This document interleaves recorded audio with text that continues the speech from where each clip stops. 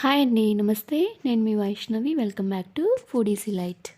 ఈరోజు వీడియోలో రెసిపీ వచ్చేసి బొరుగు ముద్దలని ఎలా తయారు చేసుకోవాలో చూపించబోతున్నాను. పిల్లలందరికీ ఇష్టమైన ఈ బొరుగు ముద్దలని కరెక్ట్ కొలతలతో పర్ఫెక్ట్గా వచ్చేలాగా చెప్తానండి. వీటిలో ఉండే ఐరన్ వల్ల రోజంతా ఎనర్జెటిక్గా ఉంటారు. అలానే స్టమక్కి సంబంధించిన ప్రాబ్లమ్స్ కూడా రావండి. ఇంకా స్కిన్ క్వాలిటీని కూడా ఎన్హాన్స్ చేస్తుంది. ఇమ్యూనిటీ బూస్టర్గా కూడా వర్క్ అవుతుందన్నమాట. మరి ఆలస్యం చేయకుండా అందరూ ఇష్టపడే బొరుగు ముద్దల్ని ఎలా తయారు చేసుకోవాలో చూసేద్దామండి. ఫస్ట్ స్టవ్ పైన ఒక కడాయిని పెట్టుకొని అందులో 3 కప్పులు బొరుగుల్ని వేసుకోండి. బొరుగులు వేసుకున్న తర్వాత ఇప్పుడు ఫ్లేమ్ని సిమ్కి అడ్జస్ట్ చేసుకొని గరిటెతో అటు ఇటు కలతిప్పుకుంటూ వీటిని క్రిస్పీగా అయ్యే వరకు ఫ్రై చేసుకోవాలన్నమాట.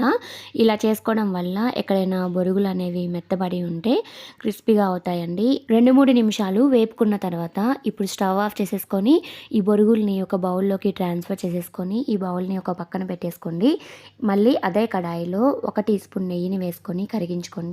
నెయ్యి కరిగిన తర్వాత ఇప్పుడు ఈ కడాయిలోకి 1 కప్పు బెల్లంని తురుముకొని వేసుకోండి. ఇది క్వాంటిటీలో వచ్చేసి 250 గ్రామ్స్ ఉంటుందండి. ఇప్పుడు ఈ బెల్లంలోకి కొద్దిగా వాటర్ని వేసుకోండి. అంటే ఒక 4 టేబుల్ స్పూన్స్ వాటర్ని వేసేసుకొని గరిటెతో అటు ఇటు కలతిప్పుకుంటూ లో ఫ్లేమ్లోనే పెట్టుకొని ఈ బెల్లం కరిగిపోయే వరకు కరిగించుకోండి. ఈ ప్రాసెస్ అంతా మీరు దగ్గరుండే చేసుకోవాలి, లేదంటే ముదురు పాకం వచ్చేస్తుంది అనమాట.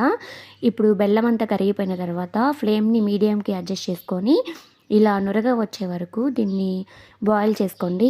ఇలా బబుల్స్ లాగా వచ్చిన తర్వాత ఇప్పుడు ఒకసారి పాకంని చెక్ చేసుకోండి.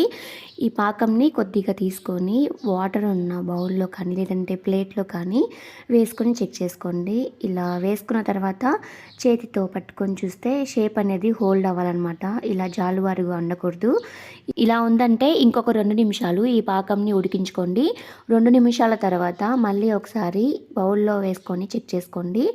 ఇక్కడ చూడండి, నేను చూపిస్తున్నాను కదా, చేతితో పట్టుకొని చూస్తే ఇలా షేప్ అనేది హోల్డ్ అవుతుంది.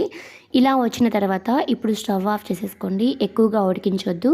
ఎక్కువగా ఉడికించినట్లయితే ఈ పాకం అనేది ముదిరిపోతుంది, గట్టి పడిపోతుంది అనమాట. అప్పుడు మిక్స్ చేసుకోవడానికి వీలుగా ఉండదు. మీరు ఏ కప్తో అయితే బొరుగుల్ని తీసుకుంటారో అదే కప్తో బెల్లంని కొలుచుకోండి. ఇప్పుడు ఇందులోకి వేయించి పెట్టుకున్న బొరుగుల్ని కూడా వేసేసుకొని పూర్తిగా మిక్స్ చేసేసుకోండి. ఫాస్ట్గా మిక్స్ చేసుకోవాలి, లేదంటే పాకం అనేది చల్లారిపోయి లడ్డు చుట్టడానికి రాదనమాట. ఈ పాకం అనేది ఈ బొరుగుల్లో బాగా మిక్స్ అవ్వాలండి. అడుగు నుంచి కలతిప్పుకుంటూ మిక్స్ చేసుకోండి. అలా మిక్స్ చేసేసుకున్న తర్వాత ఇది వేడిగా ఉన్నప్పుడే ప్లేట్లో వాటర్ని పెట్టుకొని చేతిని తడుపుకుంటూ ఇందులో నుంచి కొద్దిగా తీసుకుంటూ బొరుగు ముద్దలాగా చుట్టేసుకోండి. మీకు నచ్చిన సైజులో చుట్టేసుకోండి. వేడిగా ఉన్నప్పుడే చుట్టుకోవాలి. చల్లారిన తర్వాత ఇది పొడిగా అయిపోయి బొరుగు ముద్దలు చుట్టడానికి రావన్నమాట. ఇలా చుట్టేసుకొని చల్లారిన తర్వాత వీటిని ఒక ఎయిర్ టైట్ కంటైనర్లో పెట్టేసుకుంటే 20 రోజుల పాటు ఫ్రెష్గా తినొచ్చు అనమాట. ఈ రెసిపీ మీకు నచ్చితే తప్పకుండా ఒక లైక్ చేయండి. మీ ఫ్రెండ్స్కి, రిలేటివ్స్కి, తెలిసిన వాళ్ళందరికీ ఈ వీడియోని షేర్ చేయండి. మీరు కూడా డెఫినెట్గా ట్రై చేసి మీకు ఎలా వచ్చిందో నాకు కామెంట్ చేయండి.